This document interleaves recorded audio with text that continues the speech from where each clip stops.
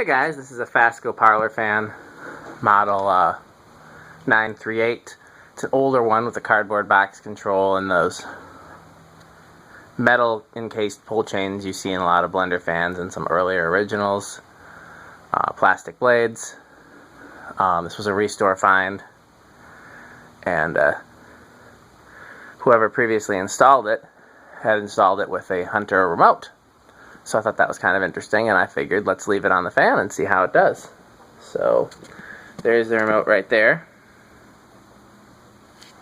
And so let's hit the high switch. So the remote draws 0.07 amps just being on. That's what it needs to wait and see if you're going to send it a signal. So let's hit low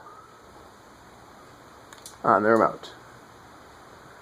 Started at 0.34, it dropped to 0.33.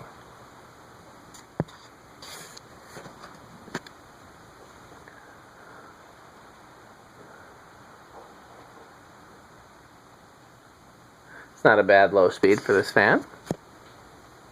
Let's hit medium. 0.59. One of the blades is a little bent, and I did not bend it back.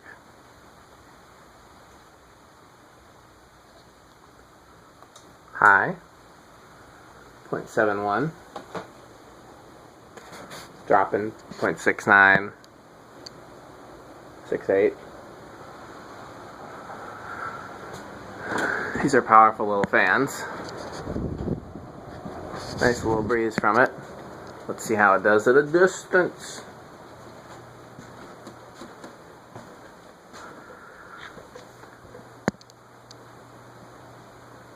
Not quite as much as a 52-inch one. It's very similar to the amount of air that the Evergo we just tested moved. Maybe a hair less. No, probably about the same. So maybe about the same as like the spinner motor Hunter.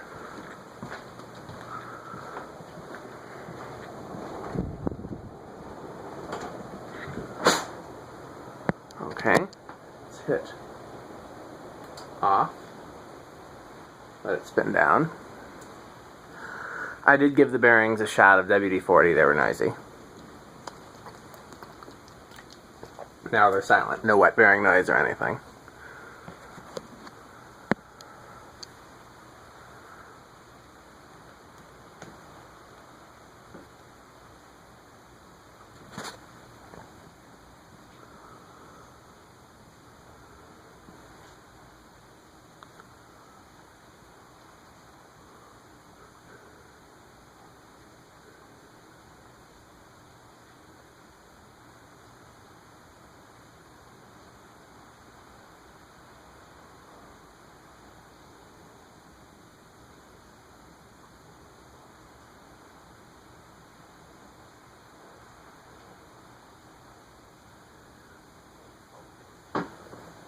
Quite the spin down on this thing.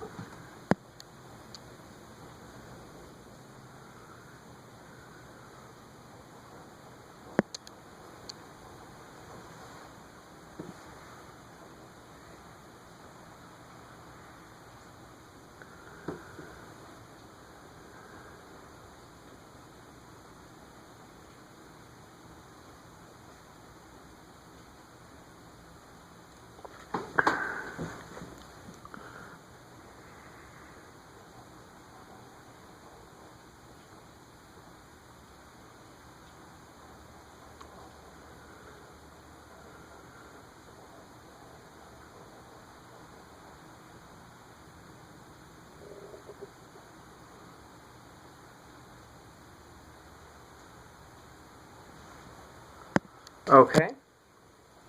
Next, let's do, what should we do next? Here, let's pull the chain, which I believe will take us to low. Nope, we gotta pull it once more. It's got 2 offs. 0.17 on low with the solid state. Interestingly enough, some of the early Fascos did not even have a knob. This is how they came from the factory. It could have just had, this one could have had a knob and been missing, or it could have just not had one. So it's 0.17. Let's turn it quarter turn. 0.25. Quarter turn. 0.38. Quarter turn. 0.65. Full.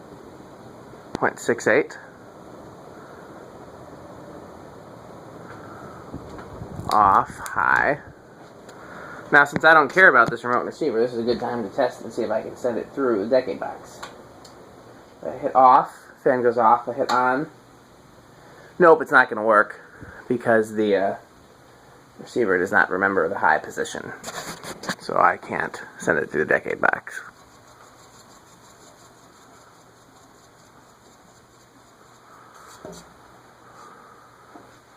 Okay, last thing we'll try then, since we've already done solid state, we'll do 0 to high. So I'm just going to hit high on the remote. Goes up to 0.72.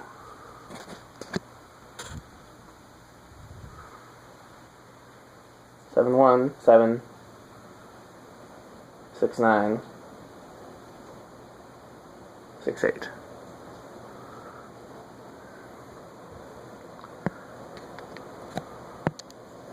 We can try and reduce it while it's on high with the decade box. Here, I'll hit the 10 microfarad.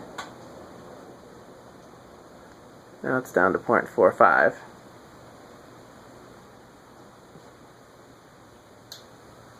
If I do 1, nope, 1 it thinks it's off. So yeah, you can't really do the decade box with the remote. It doesn't seem like it's going to hurt the receiver, it's just not going to respond to it.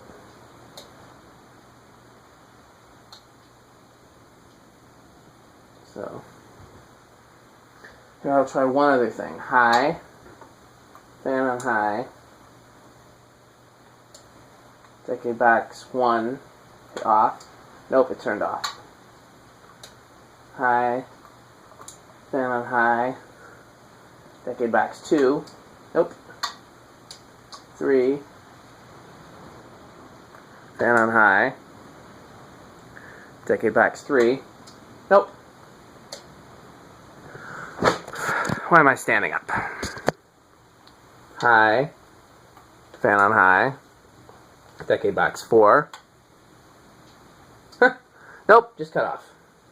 5 will be the last one we try. High, fan on high.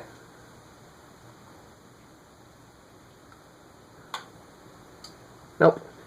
So yeah, if it doesn't see full power, then it's not going to let power through the fan. So there's no way to test it with a remote and a decade box. That's useful to know in terms of other fans that have remotes that we might want to test with a decade box. You do have to bypass all of the remote circuitry. So, okay.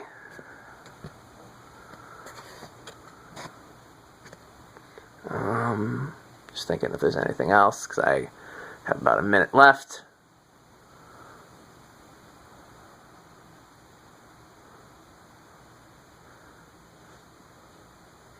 Do I have an ornate one of these? I don't think so.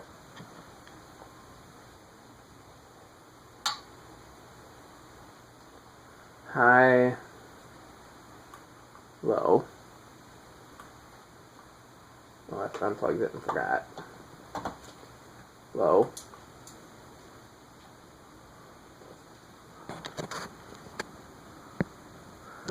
It's interesting that the low speed with remote draws more current, but is not that much faster than the low speed with the solid state control. I wonder if it's because the receiver itself draws some current. The receiver itself draws like 0.07, so you subtract that,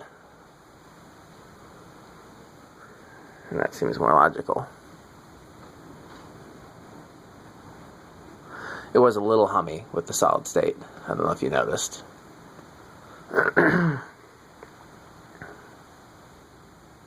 Most metal flywheel Fascos are. That's why they introduced the rubber flywheel. Okay, that's it for this one. Thanks for watching.